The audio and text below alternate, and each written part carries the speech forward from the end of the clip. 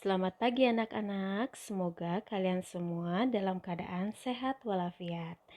Pada pagi hari ini, Ibu akan membagikan materi bimbingan layanan konseling mengenai belajar efektif di rumah. Adapun tujuan dari layanan ini, yang pertama, mengidentifikasi cara-cara belajar yang efektif saat pandemi COVID-19.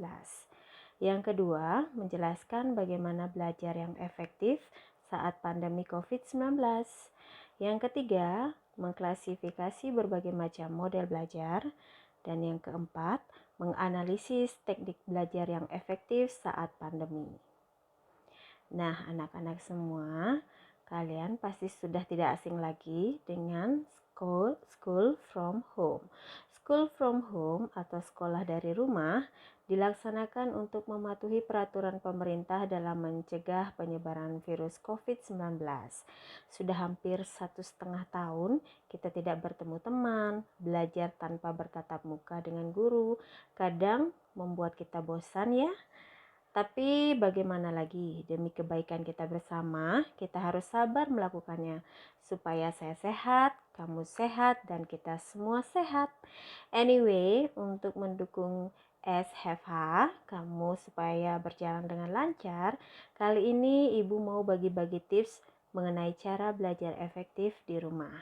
Karena biasanya kalau nggak konsentrasi full, belajar di rumah bikin ngantuk, benar nggak? Nah, ini tips-tips berikut yang akan Ibu share untuk kalian semua.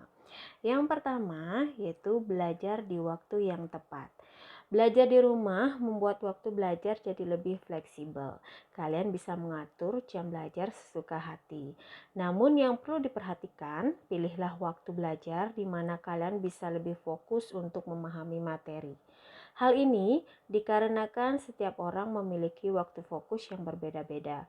Ada yang pagi hari langsung bisa fokus, atau malah ada yang malam hari baru bisa fokus memahami materi. Jadi, kalian harus paham kapan waktu yang tepat untuk kalian memulai belajar.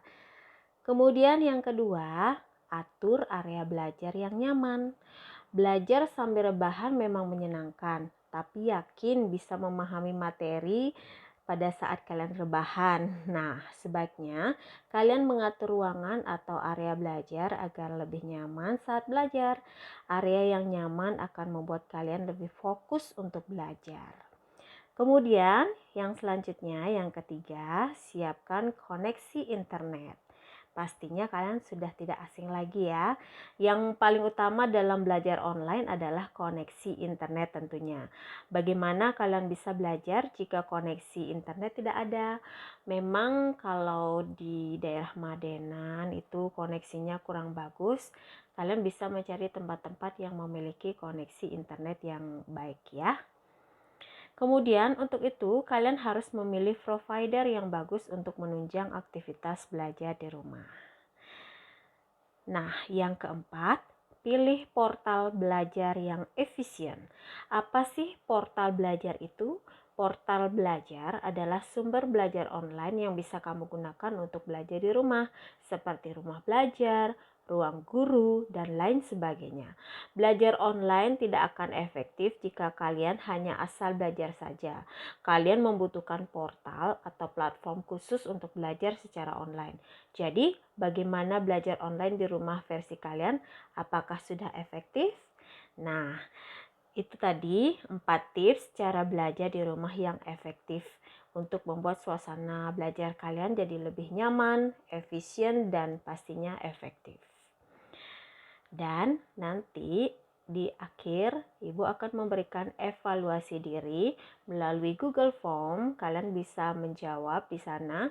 Yang pertama pertanyaannya itu kapan waktu yang tepat bagi kamu untuk belajar. Kemudian di mana tempat yang nyaman untuk kamu belajar. Dan yang ketiga, apa kendala kamu dalam melaksanakan pembelajaran di rumah. Kalian bisa menuliskannya pada Google Form yang nanti akan Ibu bagikan. Selamat mengerjakan. Semoga kalian semua sehat dan tetap semangat belajar di rumah.